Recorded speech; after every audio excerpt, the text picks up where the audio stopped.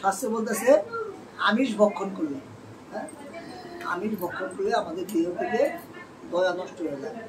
কি নষ্ট হয়ে যায়? দয়া নষ্ট হয়ে যায়। তো দেখেন কেমন কিভাবে দয়াটা নষ্ট হয়ে যায়।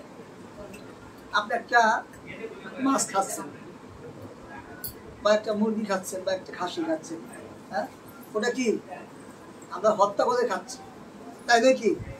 হ্যাঁ, তো এই যে হত্যা করছি তাতে আমাদের পাপ হচ্ছে।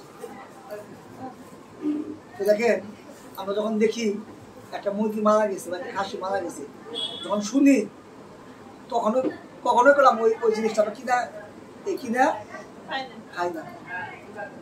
মরাটা গেলাম খাচ্ছি কিনা, মরা খাচ্ছি না, কিন্তু এটা কি করতেছি, মাইরা খাইতেছি, নিজে হত্যা করে খাচ্ছি। কিন্তু ওটা যদি আমরা জানি এটা মরা, আমরা বললাম কেউ ওটা অর্থ দিয়ে কিনা খাই না।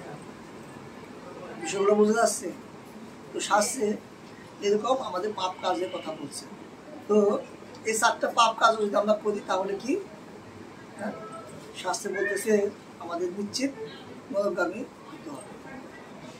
তো এই যে ধর্মের যে 4টা স্তম্ভ, তো এই জন্য আমাদের 4টা স্তম্ভে আমরা কমন নয় একসাথে 4টা বাদ দিতে পারবো এরকম না, অনেকে তো 2-3টা বাদ দেওয়া আছে।